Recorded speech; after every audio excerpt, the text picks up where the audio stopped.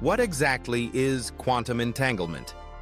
This episode will explain in detail the knowledge involved, even for beginners, from the basic phenomenon of quantum entanglement to its underlying principles, experimental verification, and finally its real-world physical implications. I hope you have the patience to watch it all the way through, as it will help you establish a thorough understanding of quantum entanglement. To truly understand quantum entanglement, you need to start by exploring the basics of quantum mechanics. Anyone who has studied quantum mechanics must have heard of the terms wave-particle duality and superposition. Wave-particle duality means that tiny particles within atoms can exist in two states simultaneously. These particles not only behave like particles but also exhibit wave-like properties. These properties combine, which is known as superposition. However, superposition does not only refer to wave-particle duality, but also includes the superposition of other physical properties such as spin, polarization, position, momentum, and so on. In short, as long as you don't measure these particles, they constantly remain in various superposition states. If you understand this, then understanding entanglement becomes much easier. Now we know that each individual particle has a superposition state. So, if two particles are somehow combined together, are the superposition states of these two particles independent of each other or entangled with each other? The answer is entangled. For example, if a single particle decays into two smaller particles, are the superposition states of these two particles independent or intertwined? The answer is still intertwined. If two particles initially share a certain common relationship, then even when they separate, their superposition states remain entangled. Quantum entanglement is the manifestation of this entanglement of superposition states. For instance, when a particle with zero spin suddenly decays into two particles, these two particles are already connected in their initial state because they both originated from the decay of the same parent particle. No matter how far apart these two particles become in the future, this connection will always exist. Specifically, this is manifested as the entanglement of superposed states. At that moment, these two particles are considered entangled with each other. The superposition state of entangled particles can interact beyond space and time. This interaction refers to the fact that measuring one entangled particle, for example its spin, will simultaneously determine the spin result of the other entangled particle. Before measurement, the spins of these two entangled particles are in a superposition state. Each particle is simultaneously both upspin and downspin. Measuring one will cause both spins to become definite. If the spin of one entangled particle is up, then the other must be down, and vice versa. This is known as the measurement collapse effect. Now, many people know that quantum entanglement is often described as having superluminal, faster-than-light properties. But experiments are still needed. How can we know that the influence on entangled particles is simultaneous without conducting experiments? At first glance, it might seem like such an experiment cannot be done. Suppose you place two entangled particles in space, 300,000 kilometers apart, approximately the distance light travels in 1 second, with time precision at 0. If, within 1 second, you observe a result showing that quantum entanglement is indeed simultaneous, some people might still say that the time accuracy isn't high enough. It would only show that the speed of quantum entanglement is at least 10 times faster than the speed of light. If time accuracy improves further, say to 0.01 seconds, and experimental results remain valid, skeptics might still argue that the accuracy isn't enough. It would only indicate that quantum entanglement operates at least 100 times faster than light. In 2013, a team led by Chinese scientist Pan Jianwei tested the lower limit of the speed of quantum entanglement. In the abstract of their paper titled "Bounding the Speed of Spooky Action at a Distance," they mentioned that Einstein and others referred to the non-local correlation in quantum entanglement as spooky action at a distance. If this behavior truly exists, what is its speed? Their conclusion was that the lower limit of the speed of spooky action is 4 orders of magnitude faster than the speed of light, based on observing violations of Bell's inequality for 12 consecutive hours.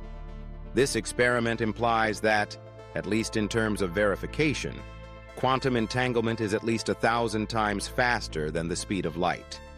However, it is important to clarify that due to experimental limitations, we can currently only determine that the speed of quantum entanglement is not less than 10,000 times the speed of light. In the future, if conditions allow, experiments may be conducted aiming to test quantum entanglement speeds exceeding 100 million or even 1 billion times the speed of light. But does such measurement have real scientific significance? In fact, not much. I predict that in the future, to demonstrate a supercomputer's performance, in addition to calculating the digits of pi, there may also be an index showing how many times faster than the speed of light its quantum entanglement capabilities can be measured. Moving on to the next question. Now that it's established that quantum entanglement is faster than the speed of light, how is this superluminal speed achieved exactly? Under the current physical framework, for 2 objects to interact, there must be some form of intermediary, a medium. According to the Standard Model, we already know that photons, gluons, and other gauge bosons, as well as various fields, can act as media for interactions between particles. But the maximum speed of these media is limited to the speed of light. Therefore, for quantum entanglement to operate beyond the speed of light, there is no such intermediary, no bosons or photons carrying information between entangled particles. This gives rise to another kind of explanation: logical inference. Here, 2 classic examples are often used: the widow model and the glove model. Let's first talk about the widow model. Originally, James and Lily were a couple who finally got married after a decade-long relationship. At the moment of marriage, this relationship is equivalent to 2 entangled particles sharing a common superposition state. One day, unfortunately, James passes away in a car accident. Whether Lily knows about it or not, her status changes at that instant. This is equivalent to measuring 1 entangled particle affecting the state of the other entangled particle simultaneously. Now let's discuss the glove model. Suppose you have 2 boxes.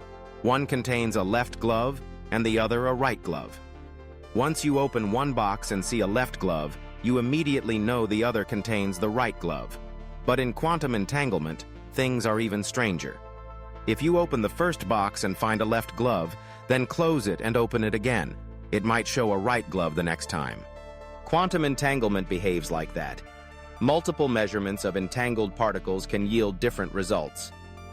To explain this, Einstein, as a strong proponent of logical clarity, stated that any interaction between 2 particles must rely on a medium. However, the speed of any medium cannot exceed the speed of light, meaning that events in distant regions cannot influence one another in a superluminal way. This idea is known as local realism. Quantum entanglement seems to violate local realism because there appears to be a mechanism between entangled particles that we humans have not yet discovered. Einstein referred to this unknown mechanism as hidden variables. He pointed out that because quantum mechanics has not yet identified these hidden variables, it is incomplete and in need of improvement. This led to the famous debate over whether quantum mechanics is complete. Quantum entanglement. This violation of local realism through superluminal behavior is hard for many to accept, both scientifically and emotionally. The bizarre interactions of quantum entanglement challenge scientific common sense and gut feelings alike. In 1935, Einstein, along with Podolsky and Rosen, published a paper titled, "Can Quantum Mechanical Description of Physical Reality Be Considered Complete?" Because of the author's initials, this became known as the EPR paradox. The question had been raised, but for a long time, no one could definitively answer it. It wasn't until 1964, 29 years later, That Irish physicist John Bell proposed Bell's theorem, offering an experimental method to test the EPR paradox. This experiment involved measuring the probability distribution of the self-spin states of entangled particles by changing the angles of non-circular magnetic fields.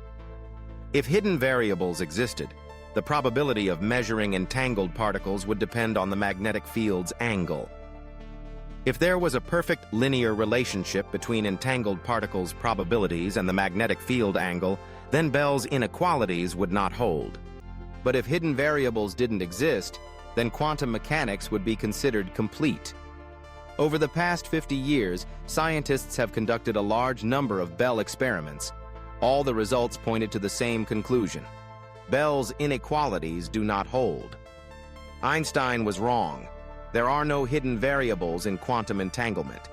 However, these experiments still carry some controversy. The main criticisms are that the entangled particles in the experiments are too close together and that the experimental process is not perfectly random.